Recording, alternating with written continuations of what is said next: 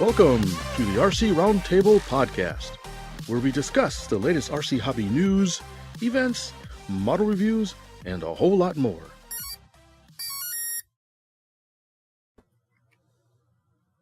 Howdy, gentlemen. Cry havoc and let loose, episode 190 of the RC Roundtable. To be or not to be. That is another question for another day. Star Trek. Sorry, Terry. Fitz is back. Christopher Plummer. Yes. The most awesome Klingon. He didn't sing that? Didn't That's sing some it? No. Sound of Music mix? Oh, yeah. Thou shalt not mention the singing Klingon episode. Oh. There was a musical Star Trek episode? That is. You did? Yes, there was. You didn't know that? No, I'm out of the loop with Star Trek. Yes, Star Trek, the newer one. The newer one. So World? forget. Yeah, let's not. Yeah. No. Yeah, there was a time where it seemed like every show was doing a musical episode. Some were good. A Star Trek episode that should not be named. Yeah. All right. Yes. We shouldn't have discussed that. Let's discuss things like model airplanes before I start let's chewing go nails. back. Yeah, thank you. People are going, they told me this podcast was about model aircraft and stuff. Well, they're talking about Star Trek and musicals. Well, clearly Fitz is back to his old self again. Yes, he's awake. His head's not mostly. tilted back. And Yeah, I was a little bit under the weather last time. Yeah. All right. Glad to have you back. Glad to be back, mostly. And related to that, Lee has a shirt, and guess what? I have a shirt too. Well, you got one too now? Can you read what it says? Wait, It says, I'm with Fitz. Oh, yeah. So thank you, Lee. I wear it with pride. You're welcome. And George Wilson, who won the shirt before, I waited because I wanted to make a new shirt for him, so I shipped those both out at the same time. So hopefully George Wilson has another one that says, I know Fitz Walker, and maybe you'll see him at the swap meet wearing it. A dubious honor. Oh, yeah. Which we'll talk about later. We will be talking about it, yeah. Oh. So Fitz has got the gamut of topics. We have a lot for you, though, today. So if you guys are driving, you got a long distance, here you go. Here's your listening pleasure. So this could be a contest, like who has the biggest bladder. So you can't exit until the show's over. Should we, like I said on one of my previous videos, I had a long video that says, I grab a gallon of coffee because we're running into the long run. Yeah. All right, we'll get us going. What do we want to talk about first? Well, hey, there's a new product. Airplane just dropped from the folks at E-Flight. I guess it's on the E-Flight brand, right? Hours ago. Yeah, E-Flight. Yeah, just hours ago. Yeah. Who still has the new HTML smell. It is so new. Don't know if we're using HTML anymore, but yes, okay. A new timber. Now, admit, I had read the release really quick, so I saw timber, 2 meters, Z-foam. And wood. So and I didn't see the wood part. I just saw that. So I said, "Oh, a foamy timber, just a big one." Oh, gotcha. Sorry, and it wasn't until I got, until I got the Lee said, something about wood. It's like, what are you talking about? What are you talking about, Willis? I look it up, I'm like, oh. So it is not only a new timber, it's not only a new big timber, biggest I've seen so far, right?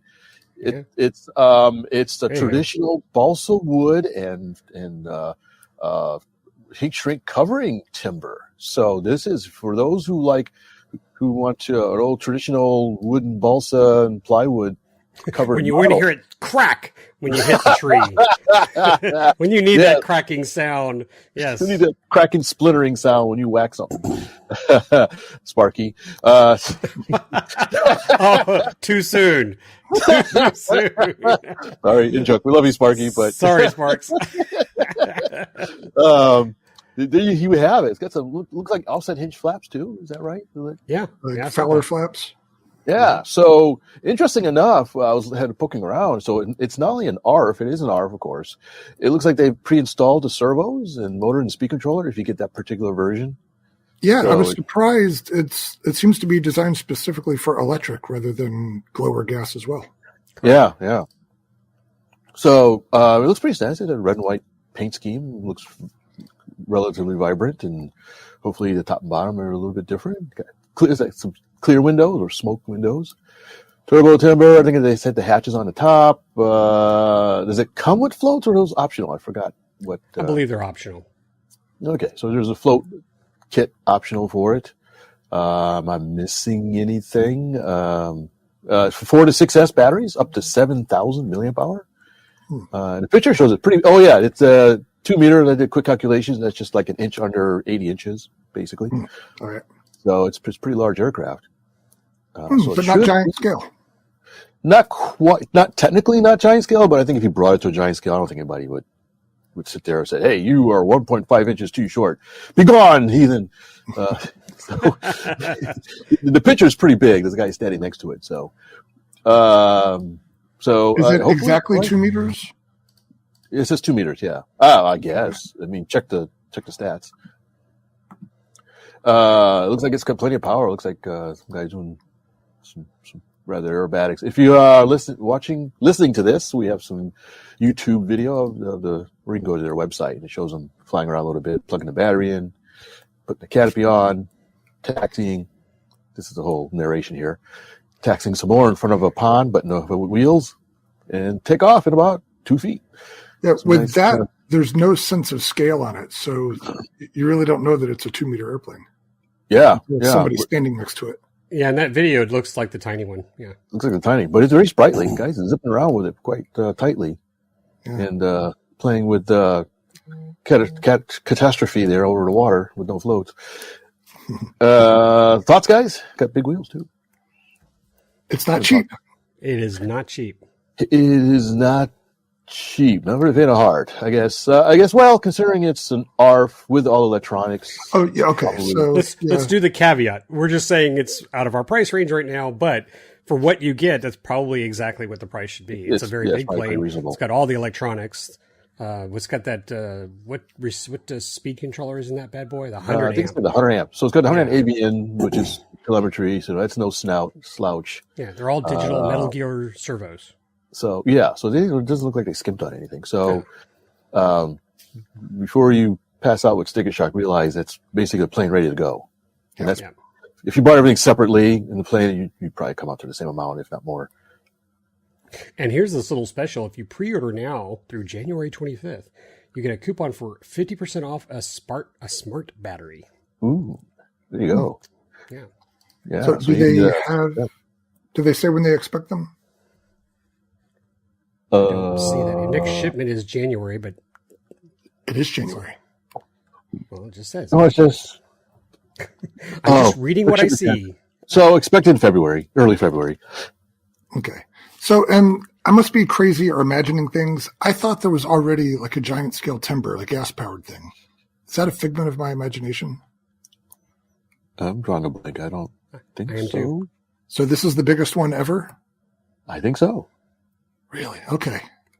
Larger square version. How much email are we going to get going, that's not true, guys?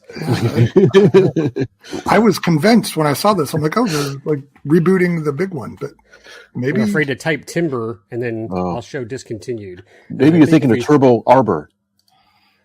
The what? So here's one that's. The Turbo Arbor? No, here we go. I think he's right. Tree? No, right here. No, stop. There's a giant scale timber. Yeah. So look how fast I fixed this for Terry. So it is not the largest electric one, maybe. This is the gasser. This is a Hanger 9. There you go. That's the difference. Yeah. That's so the previous timber was 110 inch, 30 to 50 cc gasser, with yellow. Is there one with person next to it? Because that's how we're going to tell. Yeah. Yeah, it was a little bigger. All right. So now here's the trick. Go back to that search you just did, showing discontinued. How many timber variants are there and have there been? And is this maybe the most widely? I mean, that's a good thing for them. It's a strong performer, obviously, and everybody I know that has one loves it. I've got several. Funny you mention that because I'm doing a review on the twin timber, and I actually kind of did that. And as part of the article, I wrote up, there's like the Timber X and the Timber and the Turbo Timber and the UMX Timber. The Night Timber X. Tell me you did it with Bubba's voice. Timber, UMX Timber, Timber X. And I'm thinking about it. I think we have 3 timbers at our house. 3 different types of timbers. So I love the Timber X. So I'm a big fan of this. I actually flew it a couple weeks ago. So big fan of that. I think Austin has, which one? I think he has a Turbo Timber, maybe the UMX Turbo Timber. I've got one of those, or maybe I've got 2 of those. And then I have the regular not the regular, but I have the UMX Timber that UMX Timber. Basically put together from pieces, but and there's 2 different timber evolutions. There's a UMX Timber evolution, and there's also another regular Timber evolution. Right. So I think we answered. Well. But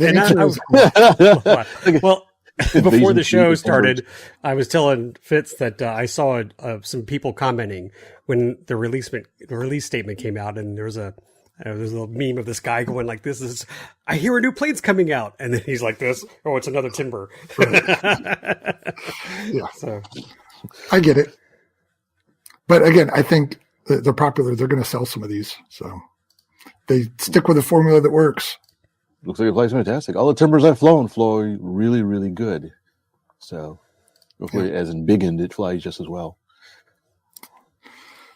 All right, is that all we have to say about that?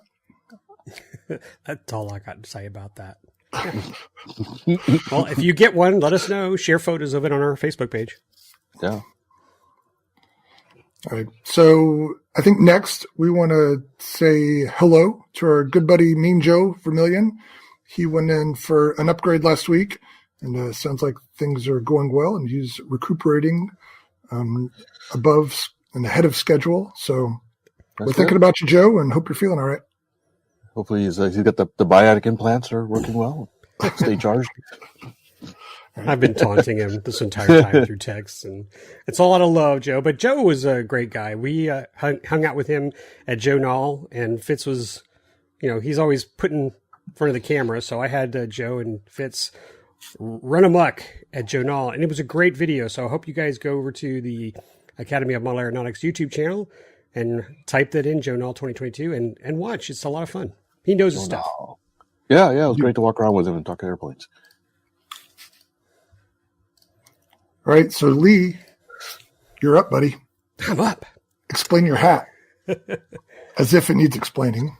Someone likes P-38s. I don't know who. Oh my gosh. This was gifted to me by my buddy. Ryan picked this out for me at Wings Over Houston. So it is nice. The icon on your hat reminds me, there was in the 80s, there was a video game. 1942. 1942. Yes. Exactly. And what's funny is I came across a video, somebody's playing it on an old computer, and he's flying around, and there's several scenes where it's landing on an aircraft carrier. Exactly. Like, it's reloading. That may have happened. Yeah, who knows? Once. Well, at some point in the war, they were trying to homogenize the fleet, and so they did trials of some Air Corps planes on carriers. So there's pictures out there of P-51s and I think P-39s, maybe P-38s too. Very interesting tailhook situation for a P-38, though. Yeah, right. So let me take my hat off just for a second because I got to show you something. Glacier Girl. Uh-oh. So I mentioned this on the show, but Lone Star Flight Museum had Glacier Girl on display. For those of you who don't know, I'm about to give you a little story about it. And I had seen it at the 2008 Wings Over Houston show with my 4-year-old son, Austin, who famously had to go to the bathroom the moment it taxied out to fly. And I have these pictures from far, far away when he's going to the potty because there were lines, and it was just, I always rubbed it in. I was like, son, you made me miss my chance to see Glacier Girl fly. But it's here. Lewis Air Legend, Lewis Air Legend, say that 10 times fast, now owns Glacier Girl. I think it's stationed in San Antonio, if I'm great. Oh, we'll go look. So they say this is the first time Glacier Girl has been in a museum, not with Lewis Air Legends or not where it was being restored. So third-party museum. So it's been on display for a month. Funny enough, I'm going to jump ahead. Although I got to see it 2 weeks ago, Ryan got to go back for a scout trip for an overnight trip. And so he was like very knowledgeable. He got to share, stories with the other scouts. And it's funny because when we picked him up, he's like, that guy who was telling stories, he didn't know what he was talking about because we actually heard it from the guy. Bob Carden was one of the members of the crew that dug up Glacier Girl from a glacier in Greenland. And I could do the whole story. It's going to take too long. So I'm just going to show these pictures and try to talk to those who are listening. But Lone Star Flight Museum put on a show. I think it was $40 a ticket. It's well worth it. I think there's a lot of people there too. Wow. There was a lot of people. They sold out, and we had a nice place to sit. Could hear him very well. He had a nice little slideshow. Guys, it was so much fun. I knew about Glacier Girl, but I didn't know everything about Glacier Girl. And as much as I love P-38s, I would never tell someone I'm a historian. I do not know all the details. I know what most of the model numbers are, but it was very educational and inspiring because of, here's the key item. They dug down 260 feet to get to Glacier Girl and then still had to dig around Glacier Girl to disassemble it and bring it back up. So through ice in cold, uphill both ways, with no McDonald's or Starbucks waiting for them. And I cannot give this this presentation justice. There is a video on YouTube you can go look up called The Lost Squadron. I believe it was a PBS special. But I'm pretty sure the whole video is available on YouTube at no charge. Please go watch it. You'll pretty much hear the same story we did, but it's just neat to hear it from the guy who was there, to talk about the hardships, to talk about the night where 8-foot drifts appeared outside their tents. 8 feet, guys. and then they'd had to dig that out first. They had to dig themselves out before they could go work on Glacier Girl. But for those of you who are listening, not viewing, please come watch the YouTube show. I'm showing some photos I took. These are also, or will be available on our Facebook page. This is the part that gets me. You guys are just going to be astonished. Bob says that 80% of that aircraft is original. 80%. If you saw it, salvage that much? I mean, gosh, it's funny. I told the guys I didn't want to do over an hour show, but I'm going to probably spend 45 minutes here talking about Glacier Girl. Speed me up, guys. Real quick, looking at the intakes, this is an early model? This is an E, correct. Okay, the tag says F, but it's actually an E or a late E with some F mods added to it. Oh, okay. And if you see, some of you may know this already, but if you go online and type Glacier Girl, you're going to see the first photos they took of it when it was under the ice and how much damage it had. But here is the part that I like, and I'm going to why this picture is unique. Just to think about how much pressure all that ice over the years, it took them 50 years to get it out before they got it out, And 5 of the original 6 blades are on that plane. Wow. Yeah. And here's the cool part. This is the part that was unique. They said the reason they picked this P-38, by the way, go back a little bit, there were 6 P-38s and 2 B-17s that got lost in bad weather, ran out of fuel, had to land. The first pilot, a P-38 pilot, went to land to see how the conditions were. He had his gear down. He flipped over. He was okay. But his plane was destroyed. And so everybody else decided to gear up. The pilot of this plane was the only one who shut off his engines and feathered him before he landed. And he kept triggering him until the bottom 2 blades were spread out wide. So they didn't sustain hardly any damage. Exactly. Clever. So when the crew went to go dig these up, they knew exactly which P-38 they were going to go for. And it's this one. And by the way, the number of hours that this aircraft had in total was less than 100. So, because it was literally brand new when they were taking it to Europe. So they said, this is the one we're going to get, no doubt about it. And that's why this is the model they picked up. But just to think that 5 of those blades are flying today after being in that ice and being under that pressure is amazing. Wow. And I hope they X-rayed it and everything else to check for fracture? Well, it took them 10 years to restore it. Oh, Both rudders were crushed and broken off. So again, look at all the repair work that they did. But Bob Cardin is here in the blue shirt. Very nice man. And in fact, I have it here, but you'll see it in the end of my slideshow. After the presentation, I had him sign one of my P38 posters of Glacier Girl. Oh, nice. So that's him in front of it. This is just, guys, look at the interior work on that landing gear bay. That's like super clean. It's amazing. It's okay. Just... Dumb question. What's that in the middle of the cockpit module in the back? Terry, do you know? Does that pop out? It rises up, right? One of my plastic models had it. Yes. The antenna? Is that for the antenna? Keep going. Y'all are close. Isn't there a ladder that comes down? Nope. That's the ladder. Okay. It pops up and around. All right. Pops up and over. Oh, okay. Yeah. Interesting. Yeah. We almost had to call Adam. He's probably looking at all the stains going, are those stains in the right place? Not many people do this. Go ahead. This is interesting. Yeah, go ahead. You have something to say? I wanted to let people know who like airplanes but maybe don't visit them very often. I highly encourage you the next time you're at a museum or at an air show, go under the elevator/rudder and look for the manufacturer stamp on it. I do that all the time when I'm looking at aircraft just to see it. So I grabbed this one, and that's the original. They just cleaned it up. That's Inspector, 1942, May. See, it says F, but Bob actually said it's an E. E with a... So I'm looking at the screws. Interesting that some are recessed and some are not. Isn't that?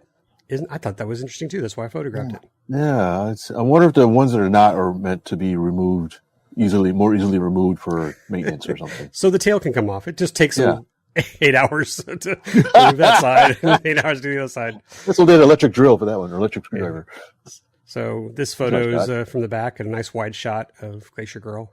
No, Lee, I think you need to clarify because somebody's going to go to the Smithsonian, start crawling around under an airplane. Okay, please don't do that. Call you for bail. If there's a velvet rope, do not cross the line. But you could see everybody had complete access to the Glacier Girl. It was great. So you can touch it, and feel it, and smell it, and taste it. Now, nice. I don't know if Terry remembers, but this is a cutout from a Ghost Squadron calendar that has been on my refrigerator for many, many years. Out in my workshop, even when I lived at the other house, I've just always left it on the refrigerator. And so the day I was leaving, I said, I need to go grab that. So I just ripped the magnets off and he signed it for me. So that'll, nice. I don't know, I probably have to frame it now, right? Yeah, frame it with UV protective glass. So I'm going to try to wrap it up right there. Of course, if anybody has any questions, you can contact at rcroundtable.com or go to our Facebook page, RC Roundtable. And feel free to check. I know what I'll do. I'm going to probably put these photos in a gallery on our Facebook page, and then anybody can add comments and questions that they like, or especially if you have any experience seeing it fly. Speaking of, I talked to the curator, a new curator, Fitz, not the one we knew when we first went to Lone Star Flight Museum. And I asked them, do they know when it'll be taking off? So they said most likely at the end of this month.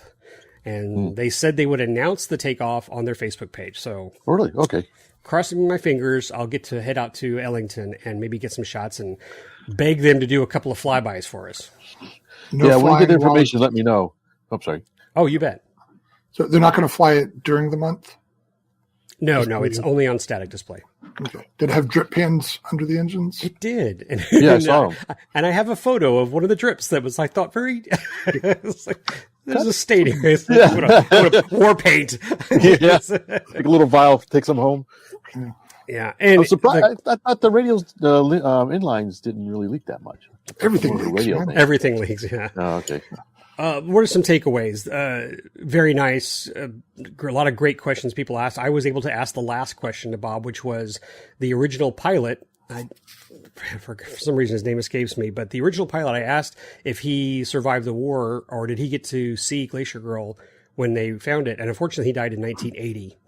So he wasn't around, unfortunately, when the plane was recovered. However, the guy who crash landed, the first P-38 that landed, he was there. He was there on the ice when they pulled the last piece of Glacier Girl out. Wow. Nice. Wow. Yeah. I bet he was like, my plane's right over there. Just He's like, I'm standing on it. While we got the equipment here. Yeah. Why don't you dig a little 100 yards to the left? Well, I'm not the expert historian here, so please go on YouTube or go on the Wikipedia page. And there's also a Lockheed P-38 Association. You can go read a lot of history of the Lockheed P-38. It's just, I like the plane. Again, it's just more of a, admire from afar. Only regret is they didn't open the cockpit, because I would have loved to have sat in that thing. Right. So there you go. Yeah, I've been, the book that I'm currently reading is autobiography by Robin Olds, who was a ace during World War II. And he was in the European theater, started out flying P-38s, which I think was kind of unusual, because P-38s, they didn't use many of them over there because so much high altitude stuff. And I guess the cockpit heating left a lot to be desired. And so, anyway, they used quite a bunch in the beginning of the war? I thought they were. I think they did, and then they transitioned range, to other. Yeah. The range was a big deal. What you don't see right now are my photos of low attacks. This one over here, again, it's called front row seats. These P-38s, coming down low over this field, and this one's they're attacking trains, because that was one thing they were very well known for, is hitting trains. Yeah, and he talks about in Europe, stuff in the nose. Yeah. So it's a good book. It's called Fighter Pilot, and this is my second time reading it, and I'm enjoying it. And now he wasn't in the Korean War; he was doing a bunch of other stuff in like North Africa, but he's in Vietnam flying F-4s, and it's a big deal. So it's an interesting book. The guy did a lot of stuff, so I recommend it. Last fun tidbit: Bob shared us a video. When they pulled the nose section out, they removed the guns and they fired them on the Glacier with the ammunition that was still in the plane. Nice. Wow, still good. Yes. They shot a 50-gallon drum, or 55-gallon drum. I was going to say, is there one less polar bear in the world? Don't move. Stay right there. What's for dinner? Yeah. Really neat. So thanks, Bob, for sharing that story with us. And thanks, Lewis Air Legends, for keeping the dream alive. Yeah, I'm glad you were able to do that. Yeah. All right, are we ready to move on? Yeah. All right. So in our last episode, I talked about my plans to attend the Beloit swap meet in Beloit, Wisconsin. And that was it last weekend? No, 2 weekends ago. I lose track of time. 2 weekends ago. And there's a little bit of a story to go with it. The bottom line is I did go to the swap meet. But two of my kids were flying out to go back to school that same day. So I had a whole route planned. I was going to drop my kids off at O'Hare Airport in Chicago, and then the swap meet's about an hour from that. And as things turned out, we were supposed to leave at dark 30 in the morning, and all day the day before, because one of my kids is notorious for being late for things and like saving the packing till the last minute. And so all day the day before, I'm like, all right, let's get packed. Let's check these things out, blah, blah, blah. And because here's when we got to be in the car driving out. So as things unfolded, we're there the next morning, and I was going to identify that child, but I'll keep them anonymous. They were ready only 15 minutes late, which is not too bad. But then I picked up the suitcase. I'm like, oh, this thing's heavy. And it was like 55 pounds. I'm like, oh man, I don't know if they're going to, that's over. They're going to charge you for that. And so then we spent, anyway, so as it turned out, we ended up leaving like half an hour, 45 minutes late. Then we get outside and it had been snowing, and not just like a little sprinkle, but some pretty good snow. And we're leaving so early, we're beating all the plows. So even on the highway that had not been plowed yet. So where we'd normally be doing 70, 75 down the highway to Chicago, we're doing 45 and full pucker. So we got all the way to Milwaukee before we got out of the snow and the icy stuff. So as it turned out, I arrived at the swap meet right at 11 o'clock, and it started at 8 that morning. And I walked in, and literally I was like the salmon swimming upstream of all the people walking out. I got it was over by then. Effectively, yeah. There were still a lot of people there, but everybody was literally packing up. And the advertised time to end was noon, but really, I guess all the action had stopped. So unfortunately, I missed it. The good side of it, so I didn't buy anything at the swap meet, but I did see a lot of people I know because I go to the event down there, so I know several people from that club, including our buddy Phil Hinkle. Saw him, got to chat for a minute, and several other people, caught up with them and looked around for a minute, looked at all the stuff people were putting back in their cars. Didn't see anything that I would die if I didn't take home. But from reports, this was their first annual swap meet. They said it was much busier than they expected, and they actually had to, they ran out of tables. And so they're going to try to figure out something to accommodate that crowd for next year. And I will do my best to get there earlier next year so I can actually buy some stuff. But one of the main reasons for me going was to meet up with Ron from RC Plane Lab. Ron. Oh. Yeah. You're getting kind of chummy with him. Hey. You and Ron are doing a lot of trades and deals. What's going on, man? I don't know. Wouldn't you like to know? Please tell us. So when, I forget how it all unfolded, but I got this giant glider. By the way, Ron tells his side of this story in their latest episode. So I'll try not to rehash too much of what he says. I was going to say, what's your version of the story? Yeah, really. Well, This is like, what's that movie, Rashomon? yeah. Your side, their side, and the truth? No, I don't think I have any conflicting. That's not fun. After wrestling Ron to the ground and taking my $50 that he was hiding. So I talked at some point last year about this giant glider that I picked up from an estate, another basement find. And I didn't plan on keeping it. And Ron wants to do this giant aerotow event that they have down there at Eli Field in Illinois. And so we worked out a deal, a trade, where he gets that glider and I picked out a couple of planes from his stash. And we put a date out there, indefinite. We're going to meet up when it makes sense to meet up, and we'll do a swap.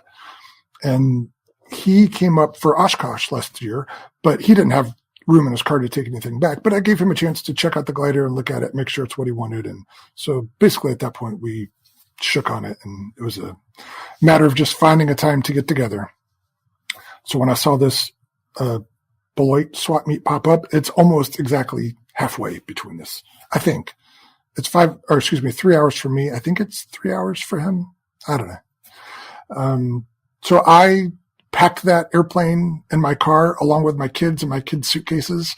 Wow. I actually I had to buy duck of your head. You're driving like this. Yeah, like your boys on that drive back from Edgewater when they had, yeah. I've got a tow hitch on my car, and I went and bought one of those luggage racks that goes in the receiver of a tow hitch. And thank goodness, because, without that. But then, of course, it was snowing, so all the stuff back there I had to wrap in garbage bags. Anyway, it all worked out. So I met up with Ron, but also Dave from the podcast. Reggie was there. Dave's brother was there. Was there. Yeah. Tom was not there, though. So you guys have met Tom. I have yet to meet him. I'm assuming he's back. I know he was. Yeah, he's back in the country, but he had work that weekend. So they were there. They had pretty much finished up what they were doing, but we did our swap of the planes in the parking lot. And then there was a lunch place right around the corner that was highly recommended. So we went there and had lunch, hung out for a bit, and then I hightailed it back to Green Bay. So it was not lost. Had Ron and the crew not been there and I showed up late, as everybody was leaving, I would have been very mad at my child for causing that delay. But as it worked out, it was still a worthwhile trip. You ever learn to tell your kid the time, like, wait, pat it? No, there's a great episode of Everybody Loves Raven. My wife and I talk about this episode all the time. The ass in seat episode. The AIS, ass in seat. And how did that work out for Ray? Oh my gosh. I highly recommend you guys watch that episode. But he was so right. Even my wife says, oh, he was right. Yeah, it's a slippery slope. And yeah, so my tactic for that was, like I said, the day before I'm coaching, right? I'm building up the expectation, but yeah, it didn't matter. So anyway, all's well that ends well. So I had a good trip, and I look forward to going back to that swap meet on time next year and seeing what they got and seeing how they plan to accommodate the large crowd. And, they're right on the Illinois border. So I assume they're drawing some people from Chicago. Oh, okay. Good. Speaking of, not this coming weekend, but the one after, there's a swap meet in Milwaukee, which I've heard draws a lot of the Chicago crowd too. So I would like to go to that. I really don't know if I'm going to be able to yet. So we'll just have to see. What do you want to do in Chicago? Sorry. We're not going to Chicago. Chicago's coming to you. Oh, okay. So Milwaukee is an hour north of Chicago. So. All right. So that was all I wanted to say about the Beloit swap meet. Oh, look, I'm on the next one. You want me to keep going? Or are you tired of my voice? No, go right ahead. All right. So although I did not buy anything at the swap meet, I did bring home 2 airplanes that I got from Ron. I don't think we need to get into details with them. As I basically brought them in, fondled them and looked at what was inside, and then I put them to the side to await their turn. They're basically ready to fly, so they won't need much work, mostly cosmetic stuff. But as I get to them, I'll bring them up and we can talk about them on the show. They're neat airplanes. But I do have 3, count them, 1, 2, 3 new items in my workshop. Are we going to see them, or are you just going to? If you ask nicely, please show us. Show us a damn airplane. Yeah, there you go. So one of them, like you, Fitz, you said you have a review. I also have a review. Pardon me while I whip this out. You'll be right out. Yeah, whip this out. All right, let me give you the screen. It's all right. So this is the Tower Hobbies Seawind, which I think most people will recognize because it's a reboot. And I haven't quite figured out what all the differences are. It was originally introduced in 2016 under the Fly Zone brand. And then I think when the whole Horizon Hobbyco merger happened, this is one that didn't survive. But now they've brought it back. And it's thankfully, one of the main differences I've noticed is that it has this paint job. I think the original was just white with a few stickers. This one's white and then painted red on the bottom with a few stickers, which is helpful for me because it's a snowy wonderland up here. So I'm not able to fly off of water. So this bit of contrast when flying off the snow helps. All white airplanes are not fun to fly off the snow typically. So anyway, I test flew it this morning. In fact, I went out twice. The first time it was 9 degrees. The second time it was 12 degrees. But thankfully there was no wind. So yeah, it was quite tolerable. The place that I flew had a plowed road. So the first time, for those who don't know, this is an amphibian. It actually has retractable landing gear. Oh, that's snazzy. It's a flying boat. I don't think I've ever noticed that. Yeah. So did the original one have gear like that? Or? It did. Yep. Oh. So yeah, it's pretty interesting it's actually a pretty big size airplane. I think 57-inch wingspan. Oh, yeah. And it is modeled after a full-scale plane that I think was a kit and was going to go into production. It was not very successful, probably for financial reasons, but a neat-looking airplane. So a floating hull, and then the wingtips droop down and they become your tip floats. Yeah. And then the high-mounted tractor motor. So I have to ask, is there a noticeable thrust pitch coupling with that high-mounted motor? I haven't flown it enough to really figure that out yet. The short answer is yes, especially I did a couple stall turns. You go up vertical and then you punch it to kick the rotor over. Well, when you punch it, it just noses over. So yeah. Okay. I haven't tried yet to see if mixing some elevator with that will lessen it. But yeah, there is definitely some throttle pitch coupling there. When you're just flying normally, it doesn't seem that bad, but yeah, certainly big throttle changes at low speed, it has some effect. But I flew it off the landing gear the first time off of the plowed road, and then 2 times off of the snow, just using the hull, and it flew nicely. So I just want to feel it out some more and get some video, and yeah, it's a fun medium-sized airplane. What would you rate it? It looks brand new, man. Too soon to tell. Just I want to make sure that I'm not quoted on what. No, it looks like it's in great shape. Yeah, it's like I said, a neat looking airplane, and there's no straight lines on it. So if this one were to be built in balsa, I mean, you'd have a pile of sawdust under the workbench. clarify, that's a review model? This is a review model. Yep. Okay, yeah. What battery is it used? 3-cell 2200. Oh, only three cell. Yep. Interesting. So 2200? What's that? Did you say 2200? Yeah. Seems really small for a plane of that size. Right. But it balances. There's the way the battery area is, it fits that, and there's nothing else. I sent you guys a picture the other day. The difference in length of the smart battery versus the regular E-Flight 3-cell 2200, it's significant. It's like half an inch or more. So the smart battery just fits in here, and there's no adjustment in any direction. With the E-Flight battery, you've got just a little bit. There's a little bit of wiggle room there, but it balances with those in the battery bay, and I forget how many amps it's pulling, but it's nothing crazy. I think the power loading's a little under 100, so it's not a crazy aerobat, but it's fun. We would have been happy to have this much power back in the brush days. Oh, yeah. And I was kind of worried about this long cantilever that the motor's on, which is basically just a hunk of foam. But why can't I do this? There we go. But yeah, it doesn't seem to vibrate excessively or anything. It works out all right. But yeah, so far my first impressions are good. I just want to feel it out and see how whatever quirks it has in the air and get comfortable with it. So that's item number 1, new in my workshop. Let me set it down before I break it.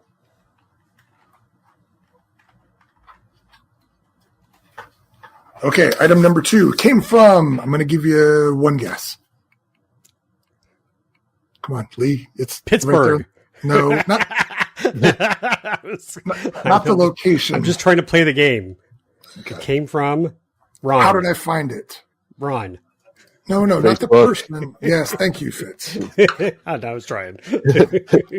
Facebook basement division. Oh, the Markman division. The basement division. Is that what you said, Fitz? Yeah, basement division. Yeah. We're going to come back to that. Oh, man. So it looks like, is that a 12-scale pan It's a car for those of you listening. Right. This is Fitz got it exactly right. A 1/12 scale pan car. Wow. Calibrated eyeballs. Yeah. But I don't recognize the chassis. Right. I didn't have one of these when I was younger. I did have a 12 scale car, and I did a little bit of 12 scale parking lot racing. But this is a Kyosho, which the red shot gives it away, a Kyosho Plasma. So Kyosho was big into the 12 scale stuff for a while. They had 4-wheel drive 12 scale cars, like a lot of neat stuff. Okay. Anyway, I found this half an hour north of me. Some guy was selling it. And then I met up with his wife to buy it. She's like, yeah, I was cleaning out the house and this stuff hasn't been touched in 30 years. And I told him he had to sell it. So I'm going to pretend to be Terry. He's like, did you hear that? Someone's got an RC item in their hand. And he goes right to Facebook Marketplace. How do you freaking do this? They just pop up. It's a Facebook whisperer, man. That is your gift, man. Put that on your next resume. In our area too. I called Terry like last week and said, "What?" I said, "I have to know what keywords are you using in searches." He's just like RC parts, and I type in RC parts, and it's just nothing. It's like a pile of dog poo. You know, that's what someone's selling. It says RC cola. You know, no, we are jealous of your talent. The only thing I can figure is that nobody in this area before I moved here had any interest in this stuff. So I just moved into an untapped market. I'm going to buy all the stuff there is to buy, and then it's going to go dry. You're like the Forrest Gump of shrimping after the storm. How many times are we going to reference Forrest Gump for every topic tonight? We should. That's our goal. We have to have some reference. All right. Go back to your Kyosho awesome car. All right. So for those who aren't familiar with pan cars, it's basically just a piece of fiberglass sheet and some small foam wheels. This one was run on carpet. It's dirty. Yeah. It's dusty. It looks like it's been sitting in a garage for 30 years. There are RC cars specifically designed to run on a flat level surface and not anything near off-road or in regular streets for the most part. Very minimalist. You need to, I watched a video the other day and I need to link it. I'm sure there's lots out there, but video of these pan cars driving, they seem to defy physics. Like, how many G's they're pulling in those turns. And I have to say, I don't remember the name of the hobby shop. Fitz, you might. In in Dallas, like off near the freeway. Was it Mike's Hobby Shop? I think that was Mike's, as a matter of fact. That had an indoor racetrack, an indoor carpet racetrack. It was an industrial area. Yeah. Do you remember the little UMX? I'm going to say UMX. Before UMX planes, there was this little Cessna Centurion, tiny foam plane, RC plane that came with a little black transmitter. I just remember going to this hobby shop to buy this little Centurion plane, and we walked over to see them racing those on the carpet. And Terry, you are spot on. How those guys could keep those cars from flying into the wall and then just hug the rack. I mean, they were so fast. It's crazy. Yeah, 12 scales are really quick too. Yeah, even back then. And now it's just lipos and brushless. So I'm going to... because the original 12 scales, they ran like 4-cell batteries, remember correctly, right? Yeah, there were, I think, a 4-cell class and a 6-cell class. And, that. This is a takeaway. I remember this when I was there. They had all these tables lined up for these people. I lost Terry. Well, he's back. They had all these tables lined up because these people were all professionals. But I think we've touched upon this in way back episodes. But these guys had their soldering irons all on, and before they went to race, they would solder the battery directly They to solder the batteries controller to because controller. they didn't want any switches or anything. So you'd see them all soldering. The smoke was coming up, and then they go straight to the track to race. So, hardcore. That wasn't universal, though. Like this one, for instance, there's a Tamiya plug between the speed control and the battery, and then another one between the motor and the speed control. Yeah, I saw that. That's not Speaking of speed controls, you see that? Is it the real stat? It's a mechanical mechanical. With a full-size standard Futaba servo, same on the steering. And then a full-size receiver. Oh, they actually raced it, or was it just sort of a sport? Just for Nope, they did race it. They did? Yep. Definitely raced it. So as you can see, this is kind of dirty. Could use some cleanup. The tires are kind of thrashed. But with it came this tackle box that had parts and other things in it. So while this is dirty and a little bit beat up, everything in that box was pristine. It had been locked in that box for 30 years, sitting on a shelf. So it had the pistol grip transmitter, which was a Futaba, I think a Magnum Junior. No dust on it. It looked like it came right out of the original packaging. And so there's sets of wheels and tires in there. So when I get around to fixing this up, I'll put different wheels on it. All sorts of neat stuff. But one of the neatest things, I had to dig down. There were some folded up papers in there. And I pulled the papers out and read them. It was the rules for one of the racing classes. The person there was a hobby shop in Milwaukee that had a carpet track. That shop is still there. I forgot the name of it now. But that shop is still open. It sounds like they do off-road things now. I found a receipt in there. What was the receipt for? Oh man, there's a receipt for something. And I think the year was 1987. And then there's a schedule for this racing place and then the rules for it. I thought that was really neat. And the paper looks brand new. That's the kind of stuff that's why I keep buying these things. It's like a time capsule. Exactly. It's what keeps sucking me back in. You're saving them.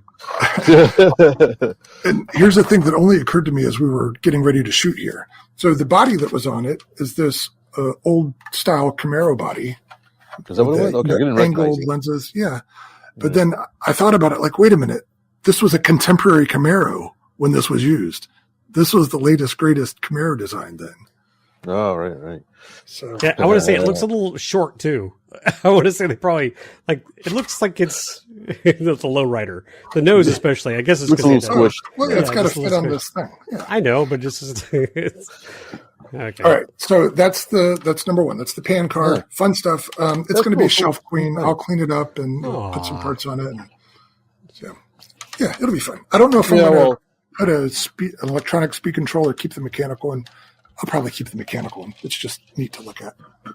Yeah, imagine a 12-scale pan car. It's not going to be all that fun to run unless you got a really good surface somewhere to run it. Yeah, unless you have like black top on your street that's super smooth or an actual track. Yeah, they're not very adaptable. Right. So Terry, while we're on, what? I'm going to interject here. I think Fitz and I could use your service. How about you go Facebook searching for us here in Houston? Yeah. You just do the searches and then just send us here, go pick this up. We're done. Well, yes. It would probably basements are needed. I think, Lee, can you pick this up for me? No. The rule must be I have to have at least one item in the pile. All right. Fine. All right, continue. Sorry. But honestly, there's nothing special about what I do. I really just think that I look for unique stuff and nobody's been buying that up here. So, maybe algorithms like you or something. I don't know. One man's trash is another man's treasure. Something like that, really. Because, again, that person was into RC and then got out, but just happened to keep their stuff for all those years. So this next one, I'll go ahead and tell the story behind it. This next one, the guy owns I guess he doesn't own. He rents out a space at a local antique mall. So he's an antique dealer, and he likes neon signs, 50s furniture, things like that. I know that because when I went to pick up this item, I had it in my hand. He's like, well, let me show you the other stuff I do. Let's go down to the basement. Come down to the basement with me. I thought of you guys, then. I'm like, all right, if it comes down to it, I can whack him with this thing and run up the stairs before I have to fetch the lotion. Man, I miss basement. Yeah. So, all right, this was just last week, and it popped up on Facebook, and immediately, like, I got to buy it. That's a good price. Offer right now. And, well, let me just show you what it is. Ba-da-bum. Another RC car. Another RC car. Looks vaguely familiar, but I can't quite. All right, so here, this is going to give it away. Do you see that? Not really. It's got glow. Glow. It's 12 size or 20? No, this is 10 scale. We pull the body off. Probably a 10 or 15 size engine. This is an OS 12 CV pull start. Yeah. So the truck itself is an RC10 GT. Ah, right. Yes. So team associated, they had the RC10 buggy, blah, blah, blah. We've talked about. At some point, they introduced a glow-powered version, and then they introduced a glow-powered version of the RC10T truck. And initially, it had, a glow-powered monster truck or stadium truck. Yeah. And initially, they used a revised version of their stamped aluminum chassis, the famous gold pan, although this one's black. But they made it narrower on one side to accommodate the engine and the exhaust. So it's almost like it's just chopped off. It's asymmetrical, yeah. Yeah. That's interesting. So that's what this is. And this is the first variant of it. Eventually, they came out with kind of a flat, thicker aluminum chassis.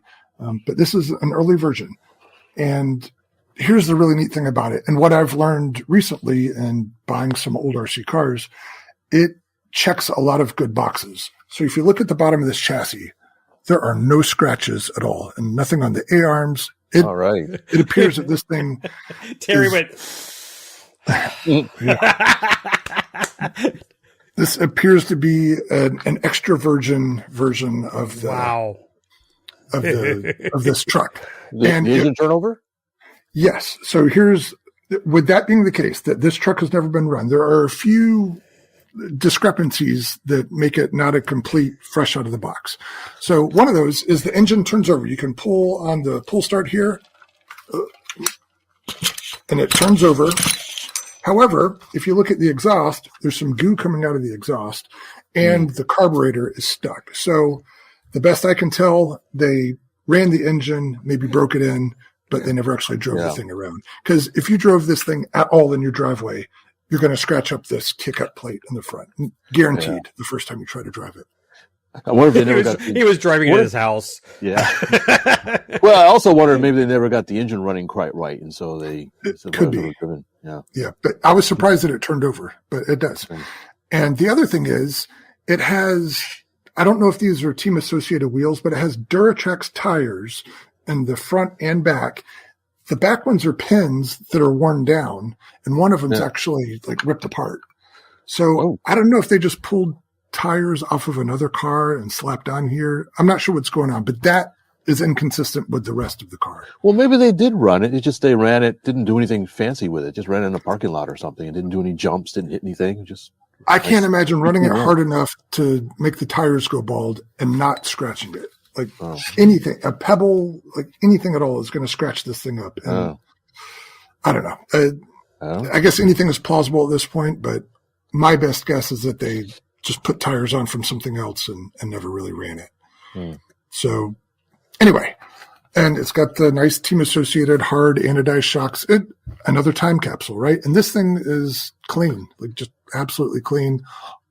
other than these tires, I think it's all original parts. Just super duper excited to get it. And I got a really good price for it. Talking to the guy when I got there, it was one of those where I saw it. I sent him a message, said, I'll take it. Then he didn't respond until an hour or two later.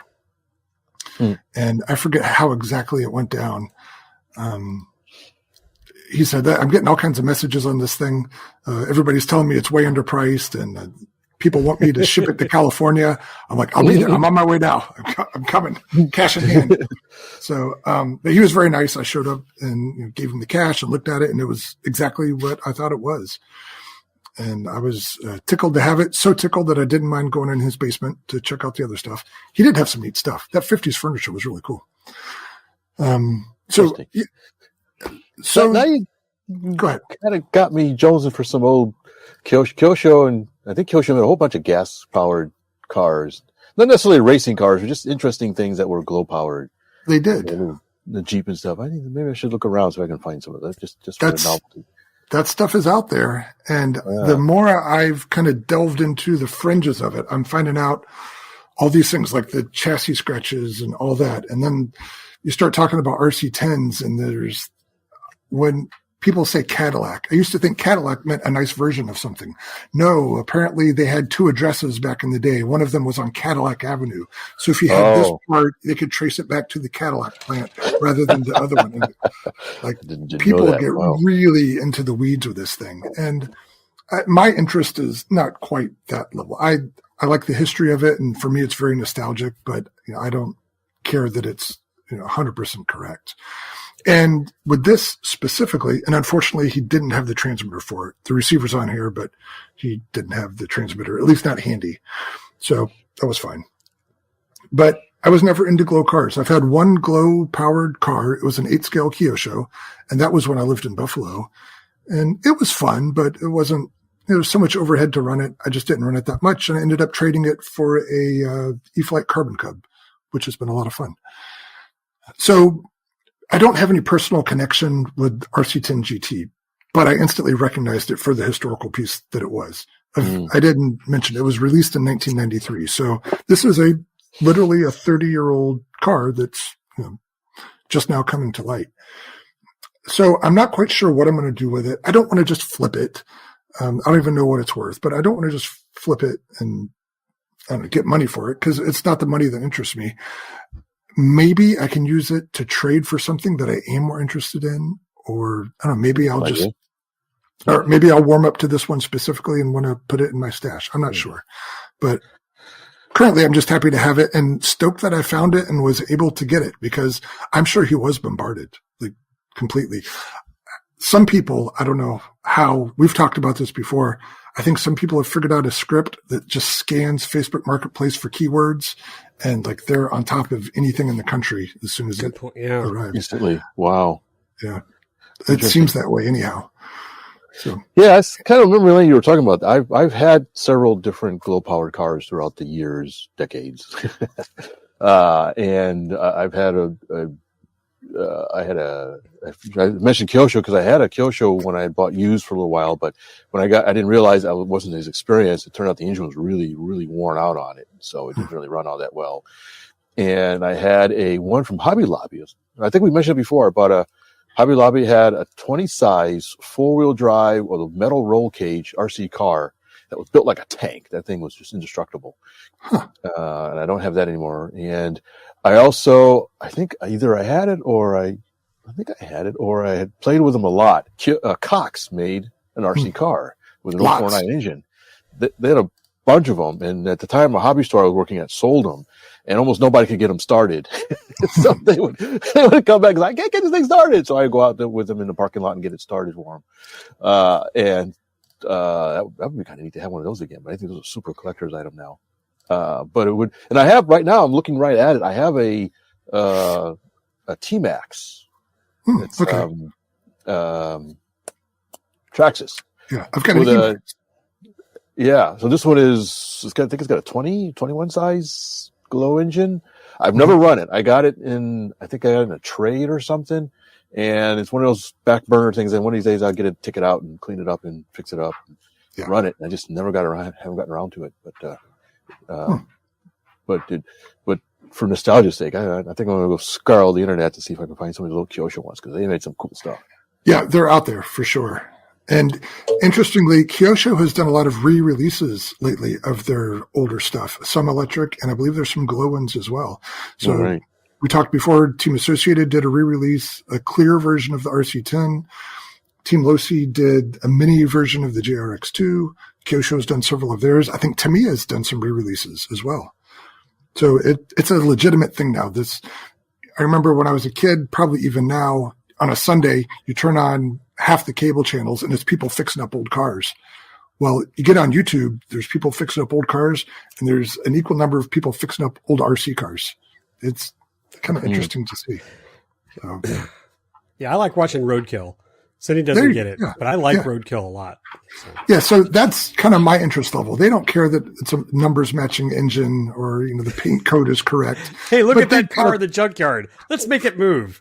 Yeah, got a cool old car. That's kind of where I am with most of this stuff. That it's a neat old piece of history that I don't need to be perfect and under shiny lamps, but it's nice to have. So I've done a lot of talking. But I think I covered everything that I wanted to cover. I got the Beloit swap meet and then my 3 new fun toys.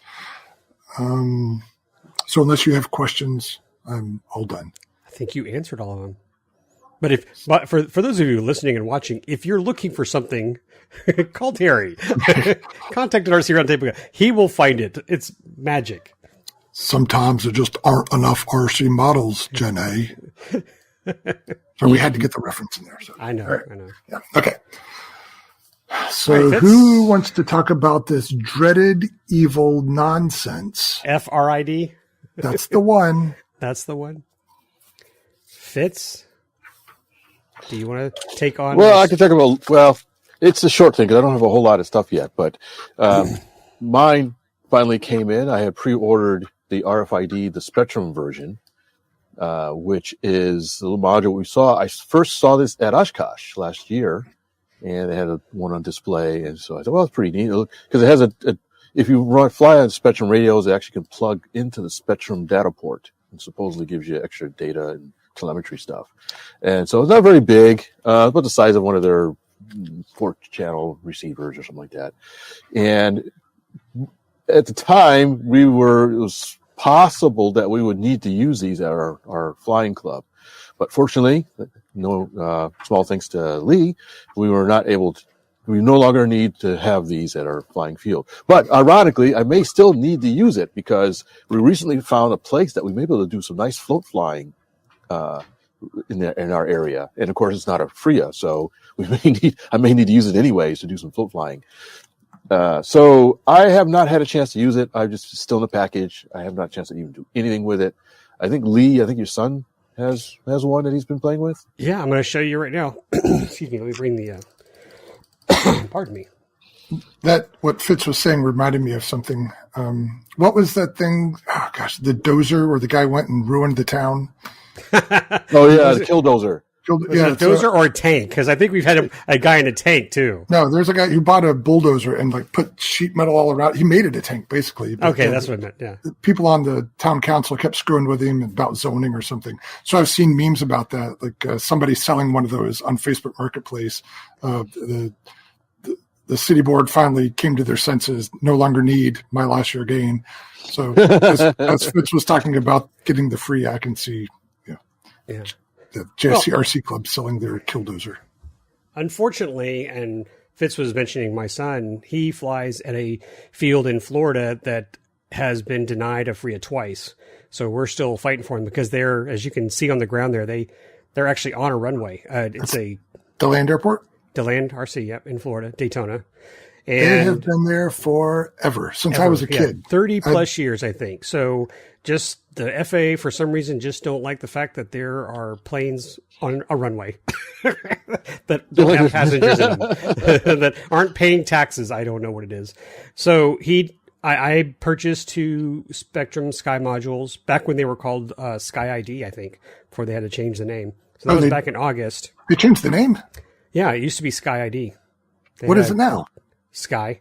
Just yeah, the module formerly known as SkyID. SkyID, yeah. And so I bought two, one for me, one for him. He took it. Of course, he's a gadget guy, so he played with it. And here is something I will tell you that you can do with these modules. First off, this is in his Aero Scout. He plugged this into the bind port of this receiver, and I don't have the specs, but what my son told me is that there are, I don't know, certain receivers that have a data port on the bind port and some don't. So don't think that you can plug it into any receiver with a bind port. You may have to do the research on that. But in this case, the bind port does have a way for the SkyID to broadcast telemetry back to his DX9. And what does he like to do? How fast does my 4S Aeroscat go? And the answer is 80 miles an hour. And it also data logs, so he was able to do a GPS track of his flight. So there is some fun to be had with the module, so I will not deny that. I mean, I will play with that myself. But he who shall not be named, and it wasn't my son, has sent me this. And I'm not sure I sent this to you guys. But all you have to do is make sure that light comes on, and technically you're good to go. And so I love that. I laughed so hard when my friend told me that. So that's exactly true. And this is how easy it is to put it in your plane, guys. And so I'm not promoting it. I don't like this. Nobody does. But not everybody can see this. What, the Come text? On. Oh, yeah. I'm sorry. I was completely oblivious to what you were saying. It's right there, Terry. It's a picture of the SkyID module plugged in. The little orange light is on, and it says, when the light is lit, we don't give an And some don't give with or without the light or the module. Exactly. Yeah. No kidding. So choose your own adventure. So right now the module's back up to $100. That is awful. You know, we were promised $50 modules. We didn't get that. And I feel for anybody who has to buy one of these, if you're flying in a location that may be questionable, meaning you're not on private property in the middle of nowhere where you're not going to give any. And we'll have to beep that, I guess. I think the flight test one is $100 as well, right? I looked at it recently. I want to say it was the same. I just don't think anything is 50. And if it is under 50, it may not be $50 worth of investment. And with the fact that the Sky module provides some telemetry, I mean, there's a benefit, I guess. And one thing I also wanted to add is that, let me share another screen here. This is who's playing TV in the background, Fitz? Not me. I've got Terry? Faucets and walking above me. So I asked Austin what app does he use to make sure that the device is working? Like, can he actually detect it? And there are two. One's by DJI, if I'm not mistaken. Oh gosh, do you remember what the name of it is? Drone something. This is Drone Scanner. This is the one that Austin chose to use. And he sent me a couple of screenshots, and it does provide you with this information. It detects a remote ID module nearby and sends you the serial number, but there's no way for it to reference back to FAA's database. So some people were asking, how much data will a Karen be able to get? Well, none really. I see Terry giving me a face. I'm not sure. No, I'm just giving you my full attention. Oh, okay. What was the name of it again? Drone Scanner? Or This is Drone Scanner. Now, the reviews are horrible, by the way. And I'm sure some of these are based on people who don't want to even use it. But I'm just sharing that Austin has played with this app. He says it's functioning. The limitation has been, though, his phone, which is an iPhone 11, only about 300 feet is when he can get a signal. Oh, wow. And even at 300 feet, he says it's very degraded. So he has to be flying pretty close to maintain connection with the remote ID. And that's assuming a perfect location for the remote ID module that's not blocked by anything. So it makes me wonder what the feds and who else is, what kind of device are they using to track if they're tracking? That's another day for drinking alcohol and bashing the whole law enforcement portion of the process. Yeah, I'm looking it up, and yeah, it's got a lot of bad reviews, but it may be an issue with the DJI drone. Oh, okay. Well, then the DJ specifically. I'm looking this up so we're live recording. Drone RAD app. I'll just type that and put DJI in here. So Drone Scanner is the one, and I'm trying to see if I can quickly find what the DJI is. I don't see it.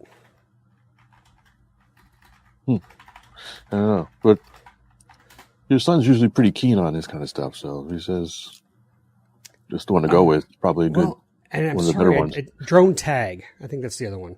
I think Drone Tag is DJI's app. Let me confirm. I know that Tom Blakeney is playing with them, so.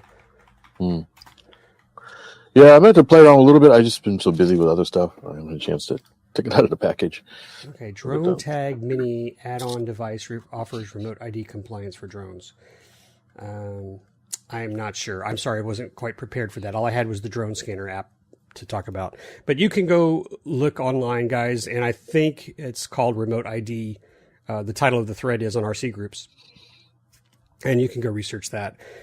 I have not dug into anything recent because we were kind of hoping that the first phase of Remote ID modules, you know, the really bad ones would be wiped out, and then we'd be stuck with maybe 4 or 5 really good ones. But quite frankly, I have not been talking to many people. The good news is a lot of the clubs I fly at have, in fact, received their FRID. So at this point, it's just going to be something for me to play with, and I'll be happy to report back after I get my hands on it. And I'm sure Fitz will, too, when he opens his package, which he's doing right now. He's plugging it in. Look at and you know what? And here we go again. So those of you who are listening or watching, if you have feedback, go to our Facebook page or email us. What if it'll work on tanks? That's what you should do. Boy, that plate's flying real low. Contact at rcroundtable.com, Facebook, look up RC Roundtable. Please let us know. Feel free to give us your feedback on that. 300 feet, huh? That was it. It's what he said. It's almost as if this device has limited practical application for what they're trying to do. All right. I don't want to be a naysayer. I'm not going to open up a huge can of worms, and Terry, I'm going to ask you to rope me back if I get too far. But let's talk about the receiving equipment. Let's say a law enforcement might use. Would you assume that the FAA or law enforcement, and we know that NASA does this, they have devices that are detecting some type of frequency. We know they do that at NASA for DJI transmissions. But do you think that they would have something like that? Let's say specifically around federal property or sporting events, stuff where there's already a TFR. I think, for agencies that are specifically tasked to manage air type things, they probably have equipment for that. But for your average law enforcement officer, I'm guessing here, but I don't think they're going to have any special equipment for that. They're going to have their iPhone, whatever, their Android, whatever. Great point. So this is great. I'm hoping other people listening will tune into this, because I think you're absolutely right. Unless it's a specific location, I think they're going to have the same tool we have, and they're going to be told, well, use this app. And they're like, I don't have time to use this drone scanner app to find out what Bobby Joe's flying right here. And this goes to the little conversation I had with you guys about Austin Scooter and his AirTag. How far do AirTags get detected? They're GPS, aren't they? Well, you have to be near another iPhone. Transmit. Yes. Yeah, so they transmit. It has to find another iPhone for it to be pinged or to receive its location. So how far away can you be from a drone, an Apple AirTag before it picks you up? Well, I can tell you from inside my house, I can't see the one that's near my car. So I have to be pretty much right on my car for it to sense it. So again, it goes to the same thing about remote ID. How effective are these things? And maybe we're not talking about it because we know it's less than 300 feet. And we're trying to point out how insane this is. And, we'll never have some aircraft, some private pilot pulling up his drone scanner app while he's flying, looking for a remote ID module that's 300 feet away from him. Well, no, they're not meant for that. Isn't that I know that, but someone had said to me the other day, says, well, aren't pilots using these apps to detect model airplanes? I'm like, absolutely not. And so I was just in my head going, can you imagine a guy pilot? No drone. No drone. Like, you fly an airplane like this. I don't know what I'm thinking. My miming here is horrible. And then at 300 feet, it would be, I think that's a WAP. Exactly. Well, and we talked about that helicopter crash. I mean, the guy was under 200 feet. Yeah. And my favorite comment someone said was, or because I was telling somebody about how the guy didn't have a spotter. That was one of the comments. This guy was flying Part 107 alone. It's like, fine, but let's assume he had a spotter. The spotter's going to be standing right next to him. And here's what the spotter's going to say. I think that helicopter just hit your drone. You have two pairs of eyes at the same location. The depth is completely off. So I think a visual observer would have maybe said, well, there's a helicopter there. I think he's going to miss you. Whack. So what's the solution to integrate the two? If remote ID isn't and visual observers aren't. That's all you have, right? Yeah. I would have argued that visual observers, while imperfect, I think that's your best bet. And no BLOV. Or BVOL, excuse me. Let's not go down that because that's kind of a depressing path because, wow. And slightly related to that, I saw news that they're prosecuting some dude who hit what did he do? Did he hit a helicopter? No, that's what I was talking about. The guy Not the one Daytona. in Daytona. No, there was somebody else. I think it was in California. Or maybe it was the guy who flew over the Super Bowl. Oh, that would have been in Miami. There were two of them. I know. Okay, sorry. Go. I've been reading a couple. I think one was a guy at the Super Bowl when it was in Miami, and another one was in California. He heard a fire truck go somewhere in his neighborhood, so he took off his drone or maybe it was cops. Anyway, he took off his drone to go find out what's going on, and they had called in a helicopter as backup. Oh, that's not Oh, man. And I think on that one, it sounded weird to me because they said it hit the bottom of the helicopter, and apparently it did a lot of damage. But how the heck do you hit the bottom of a helicopter with all that downwash? But anyway, I don't question it. I just wonder how the physics of that happen. So anyway, but I'm glad they're prosecuting the guy for being a dumbass. Well, the guy, I think we mentioned this, the guy who flew over that football game, they stopped the game for like 20 minutes. They were able to follow him. They probably didn't have an app on it. They just probably watched it, and they arrested him. But and I think the comment or report was he had just bought it the day before. Yeah. Lovely. Well, he just got it. And I'm all for those guys feeling the wrath of being dumb. And maybe if enough of those happen, then all this other stuff becomes moot. Which it's moot anyway, just because it doesn't make any sense. But maybe they would actually have some impact on dumb people doing dumb things with GPS-guided drones if they actually prosecute more people. Yeah. Speaking of prosecute more people, can I just share some news that just came across the news with my buddies while I'm here? This means nothing to those of you listening and watching. Austin got his scooter back. Oh, right. So the police found it. Tell the background on that then. Amazing. It is. And it has been tense because it's crap. But last night my son's electric scooter was stolen at college at Embry-Riddle. And he was in a class and he had parked it. And I don't know locking is questionable because someone a couple of weeks ago had their stolen, the lock was broken or cut off. So it happens. And thieves came on the campus and stole a scooter and he had an AirTag on it. So it wasn't students? We don't know. I haven't talked. We don't know what the police report is. So this is just coming in. Austin's texting me right now. He just texted me. They're pressing charges. Okay. So there's stuff going on here. Maybe they found more than one scooter at this guy's place. So maybe Austin broke a theft ring. Who knows? Well, when you say they are pressing charges, the police are, or you are? Austin. Okay, good. You should. Charges. He should, absolutely. So he had it stolen. He was at class. He came out. It was gone. He had his AirTag, and we were talking about this. The AirTag pinged when it was leaving, and he didn't know that until after he was out of class. So it had been moving, and then it pinged last night near an apartment complex, but it was just too big, and that's the issue I was talking about. We can kind of relate the two, remote ID and AirTags, but how far do you have to be to pick it? But if you've ever used Find My, and if you have an Apple AirTag, you know it starts with a huge wide, range, and it narrows down if it's tighter, but only because someone with an Apple device is hearing it. Basically, I'm here. Here's my coordinates. You can use multiple devices to triangulate on it. Yeah. I don't fully understand how that works. It pings off any Apple device that's close by? Mm-hmm. Oh, all right. So maybe they stole an iPhone too.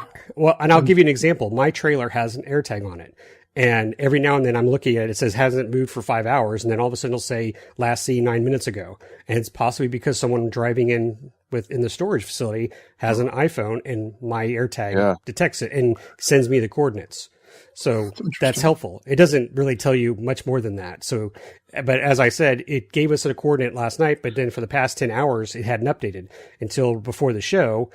He said it was moving. And so he got in his car with his friend and they kind of went closer to where it might have been. And then they noticed the circle getting smaller and smaller and finally called the police because he already had a report. So, so he said, I've found it, or he said, basically, I think I know where it is now. And the police showed up and, I made sure I said, do not get out of your car. And they did. He said they went in and handled it and he left and then they came to see him and dropped off the scooter and they're pressing nice. So a couple of things is, did he get one ping? They had a general idea where it was. And yes. He was able to go to that area and then, okay. Mm-hmm. And now his phone didn't detect it. Like, so that's what I'm saying. It's like he only went there to just see if it was on the ground or something like that. But it still was in a pretty wide, let's say 100 feet, radius. Yeah. So it was not very close, but this is the cool thing. PSA folks, if you use AirTags and you're looking for something, you can give your AirTag serial number to another person via like a text message. And then their Find My will pick up your device temporarily. You basically can give them access on a temporary basis. He gave the police officer the temporary access to his AirTag. So then the officer most likely walked around the location and was able to be within 100 feet or so, or not 100 feet, but very close distance. Apparently the thief didn't realize there was an AirTag on it or in it. Now, that is another interesting thing. Have either of you ever do you have iPhones? I know Fitz, you do not. No, I don't. I have an iPhone. Never had an AirTag. If you're ever near an AirTag that's following you, like if you're holding someone's bag and it has an AirTag in it, then your phone will actually say, hey, there's an AirTag nearby, letting you know there's one. So if these people had an iPhone, they may have known it was, and maybe they just didn't know where it was or they didn't care. And so it should have alerted them because that's one of those things that they've been asked to do, I guess, to keep stalkers from. Boy, we're going down a weird alley here. Let's get back to RC. The good news is if you have an RC trailer or if you have an RC transmitter case the AirTag could help you find it. So I'm going to promote an AirTag and say, guys, consider getting one. Or put it in your airplane, I guess. If you got a big airplane that can fly away. You could, but guess what? If you crash in the grass in a huge field, unless there's an iPhone out there, it's going to stay out there. So dumb question. I've heard about the AirTags. I don't know much about them. They have a battery in them? They do. It's a little lithium battery. Okay, and it runs. Is it chargeable or is it just one of those coin batteries? I think it's one of the coin batteries. Okay, and it just runs for a couple of years off of a battery or something like that? Gosh, I don't know what the time is. Maybe 5 years? Kind of like interesting. So it's a very, very little amount of power, just kind of a, what do you call it? It's a very low duty cycle. Housekeeping. And if I'm completely wrong, you guys are welcome to send an email to Terry at contact@rcroundtable.com. But I will say in this instance, it appears that the AirTag has, in fact, found his scooter. He says it is it's badly damaged, but rideable. So they probably screwed around. Good on him for putting an AirTag on it. That's me. For Christmas, I gave him an AirTag. Oh, stick it on it. Hey, so it's only been on there a couple of weeks? No, I take that back.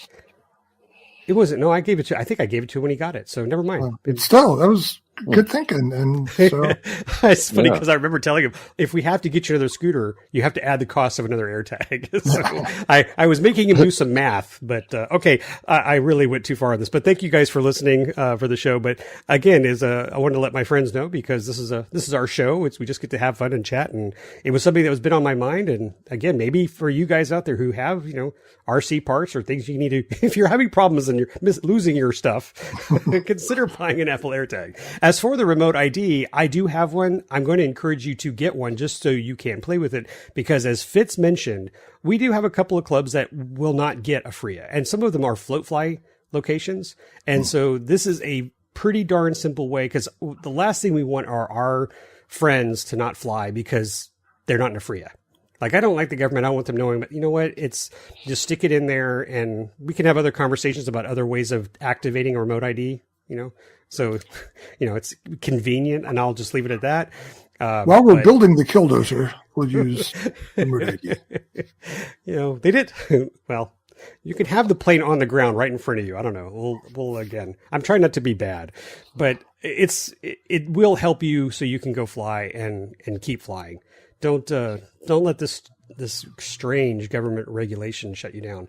Speaking of government shutdown, we got one looming here, and someone has asked, if the government actually shuts down again in the next week or two, I guess, do they extend the remote ID enforcement? Probably not. Probably I doubt not. It. Yeah, I wouldn't mention it. I wouldn't assume so. Yeah, because they weren't actually working on things, right? They were just waiting for production to catch up, so people actually had them in hand. So it's not like they're behind on their paperwork. I'm with you 100%. I'm just going to say the same thing. I seriously doubt they're going to make any other changes. They're going to start coming at you.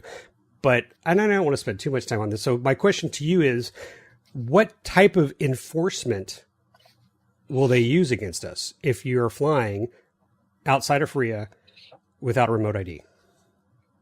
I don't know. My best guess is they won't unless somebody reports it. That's probably in a practical sense. Or unless is that the leverage they have? If you're doing something dumb, and then they've got leverage to prosecute or whatever. Right, yeah. Or of course, if you're flying over a government facility, of course, you're probably going to immediately. Right. Well, how about this? PSA for those of you listening to our show, we hope you're all law-abiding. Do not fly over federal property. Do not fly in controlled airspace at an airport near helicopters.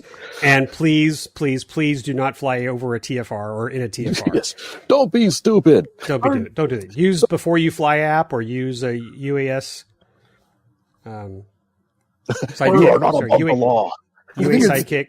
Simpler than that. Don't fly over people, houses, cars, roads. You just imagine if your plane could fall out of the sky at any second. What's below it that you don't want to damage? Yeah. Just don't fly into RC cars. Yeah, that's it. That's our advice. Terry can get you into cars.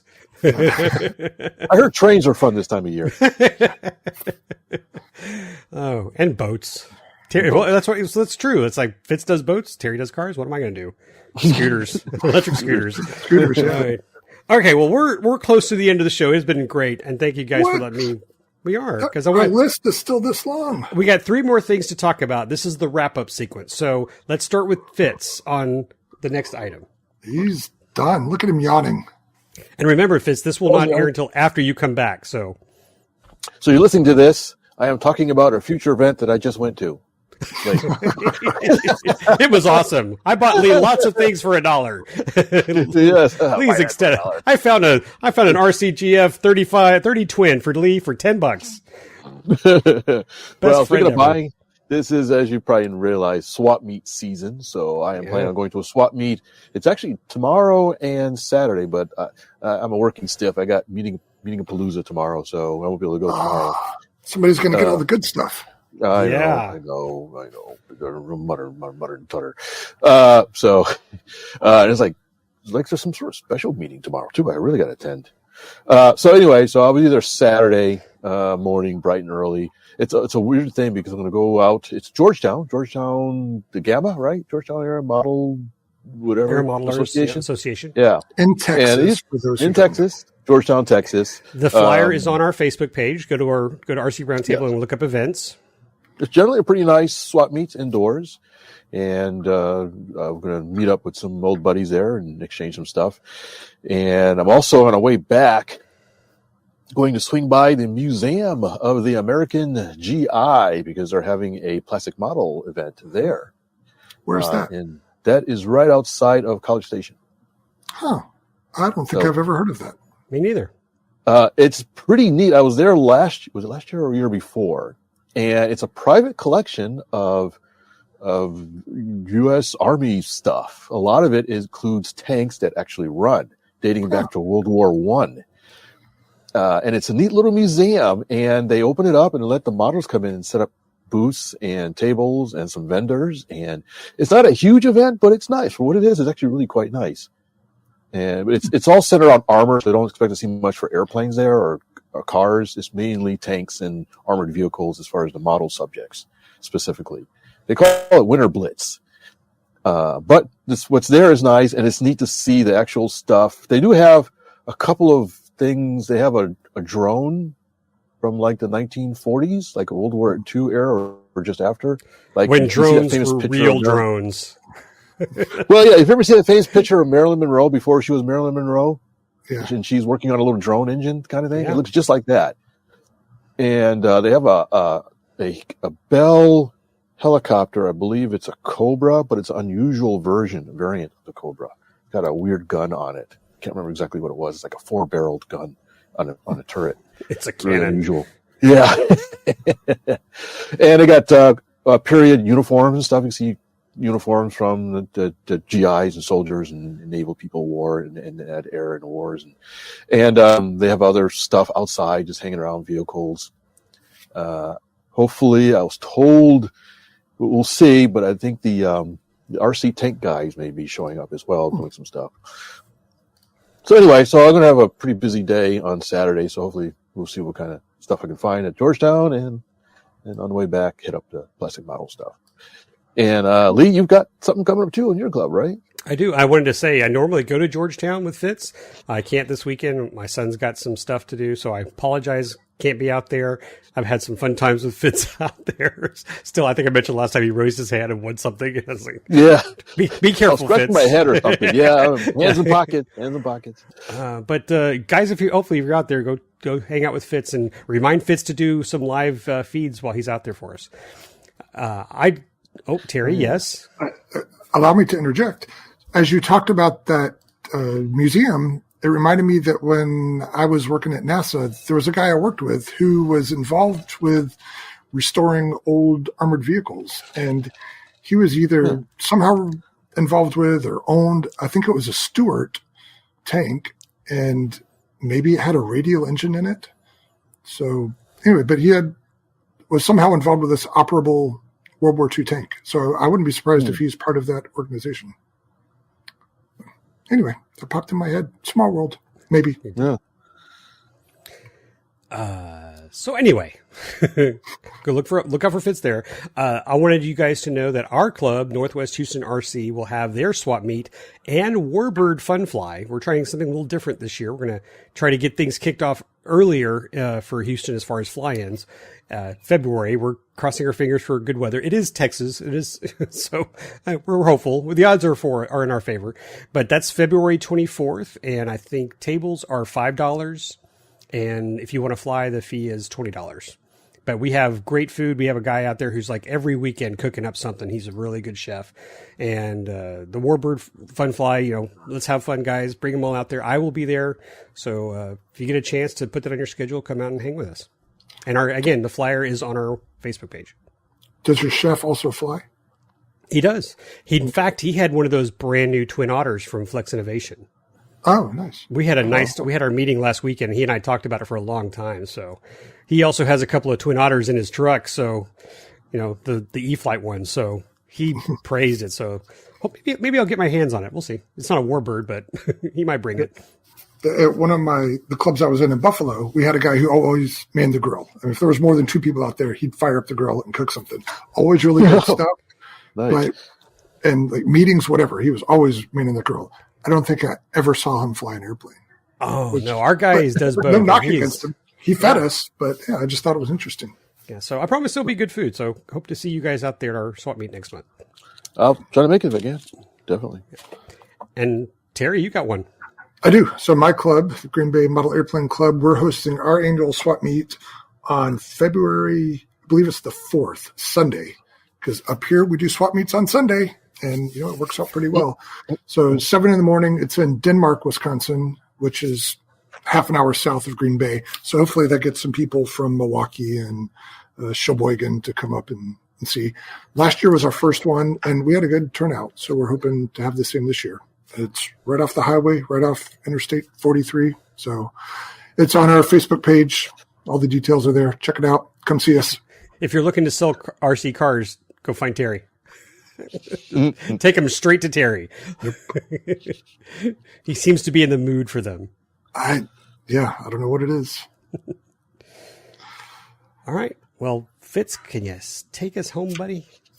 Well, he's got one more thing, right? Oh, he does? The 5-star review. Oh, I'm sorry. There is one more. But where's my little painter? I don't know what it is. I could probably wait. I'll just real quickly. I had a chance to look at our some of our pages on, it was either iTunes or the other one. Spotify? Spotify, thank you. And some people are leaving us reviews, so thank you very much. We got some 5-star reviews within the last couple of months. What is the topic for us? Yeah. I'm confused. Huh, all right. Yeah. So thank you for doing that. I saw one. Maybe we'll talk about it later. He was asking about, he said he really liked the show, but he was wondering if we would at some point talk more about building kits. And I thought that was interesting. Oh, sweet. Well, if you watch Hobby View, yes. He'll spend 2 hours building something for you. And also, go ahead.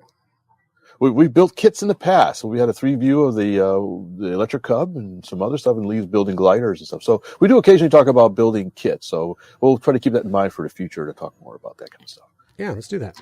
But also related to that, Dubro has been doing a masterclass series lately. Oh, that's right. With our buddy Josh Orchard, and they're going through building a couple of old school model works. I think they're minuet kits, one glow, one electric. So that's a good way to every other Monday, right, or something like that.